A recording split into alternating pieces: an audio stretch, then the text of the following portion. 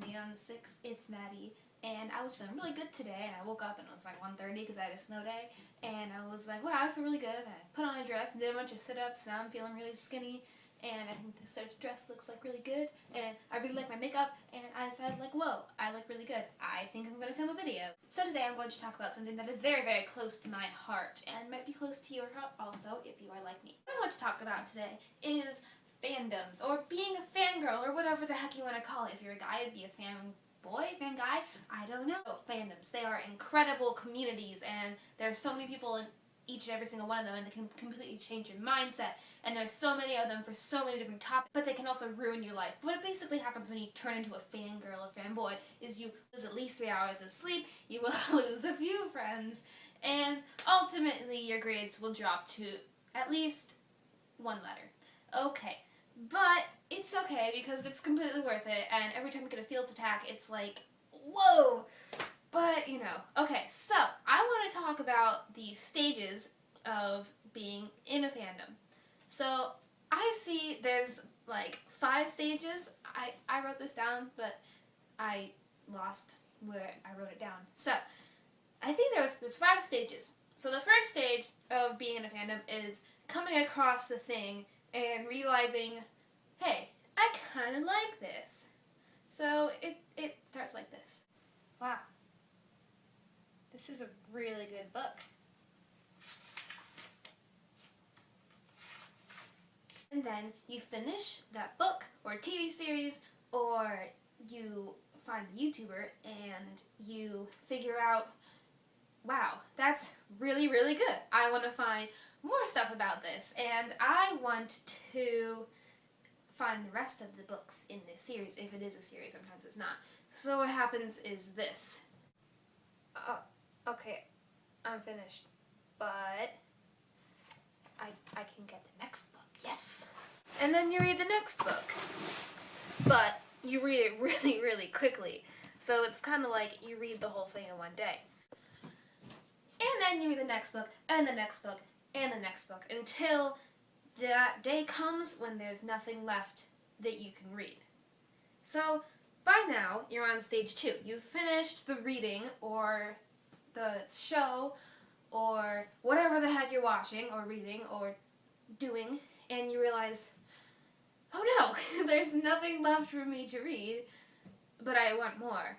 But this stage also doesn't have to happen when you're completely finished. It can happen in the middle of the first book, or anything.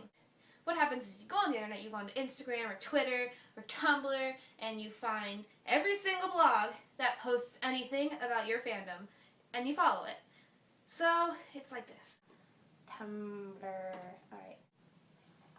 Search hashtag Dan is not on fire. Follow, follow, follow, follow, follow, follow, follow. So after you've done that, you've followed so many blogs and stalked so many blogs that you know basically everything about every single character. This, by now, it's not really a problem in your life, but it's beginning to kind of wheedle away your social time, and you've been spending a lot more time indoors on your computer looking at all of the beautiful stuff that you found on the internet. So the next step, after you've followed all these blogs and known everything about the characters, now it's time for you to start analyzing your life. You think, oh my gosh, would my favorite character in this series like me if they popped out of the book? Or would they hate me? Do I have to change my whole self-image because this character is obviously the most important thing in my life ever that's ever going to happen, and they need to love me? Now, it's kind of destroying your life, and you don't go outside ever anymore, and you kind of don't have any friends, and your grades have been dropping, and you get no sleep. But what this stage really looks like is this. Oh my god, what if the twins were real from Oron, and they didn't like me? What if they thought I was ugly? What if they didn't like me? What do I have to change? I should change. I should become super mischievous and pull a lot of pranks and they'd love me. And it kind of ruins your life because you try to change, but then you realize, oh god, I can't change. And it ends like this. Oh god, he's never gonna love me. He's never gonna love me. It's the end of the world. Or you'll do this. he loves me, I know he's gonna love me, and if I could make him real, he would come and we would totally make out because he loved me that much. Okay, so that is step 3, and by now your life is completely ruined and you've just given up and given into all the fandoms that you've joined. Okay, step 4 out of 5, I think 5, is you have grown bored with all the pages you followed and you want more of the actual book. So, you start reading fan fiction. Now, if you don't know what fan fiction is, you are either very deprived or have a very good social life. There's really no in between. So what fan fiction is basically writing about books, movies, TV shows, actors, or etc. that a person writes when they want more of the show. Now, you don't have to write it. You can go online and look up fan fiction, and you find it, and it is the most addicting thing in the world. There are a bunch of different kinds. There's cute fan fiction, there's smutty fan fiction, there is continuations of books, there is books from a different character's perspective, and it's all very addicting, and you really, really, really, really like it. And so you find the fan fiction. So you find the fan fiction and you read it and read it and read it and read it because it's so good, and you don't know what to do with your life anymore because you're just stuck doing this all day.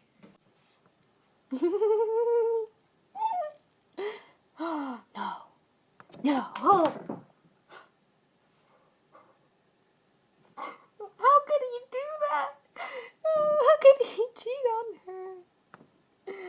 Wait. Oh, it's so cute. I ship it. So that is essentially what your life has become. You're just sitting on your computer all day, reading about people that don't even exist, or you'll never know. But it's okay. Okay, so the last stage of being in a fandom is getting a blog of your own about the fandom.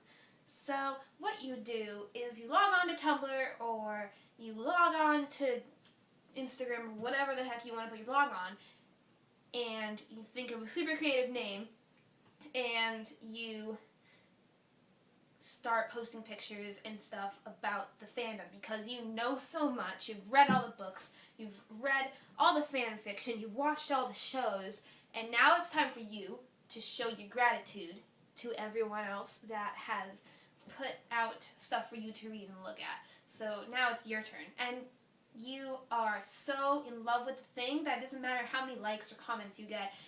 You just keep posting and posting and posting pictures, and you learn more and more about the characters, and it starts to become real. And by this point, you're kind of a hermit, and you have no friends except for your internet friends who you met online through this fandom that you're in. And this blog has basically destroyed your life. It's kind of like loving a sport so much that you practice it all the time, but it gives you such great joy. And by owning this blog, you are essentially giving yourself joy and others joy, and it's the best thing in the world. And it kind of, destroys your life. And with owning a blog comes writing fan fiction, if you like to write. So eventually, if you like to write and you like fan fiction, you're going to write some of your own because you're so in love with the characters, you know so much about them. So you get this idea in your head, and you think, oh, that would be such a good story. You write it down, and you hope everyone's going to love it. You post it on the internet, and it doesn't get read ever. But that's okay, because you wrote it, and yeah. That is what my experience in fandoms has been like. I am in a lot of them. I like lots of books, YouTubers, movies, TV shows, and it kind of destroyed my life. But that's okay, because it's so great. And I did go through all these 5 stages. And let me tell you, there's a secret last stage at the end of every single fandom. When the book, TV show, movie franchise, or YouTuber stops posting videos, you kind of have an emotional breakdown. And what happens is this. Oh, that was really good. Wait a second. Was that the last page of the last book? No. It's not possible. No. No. Oh, no. Oh man, what am I gonna do with my life now?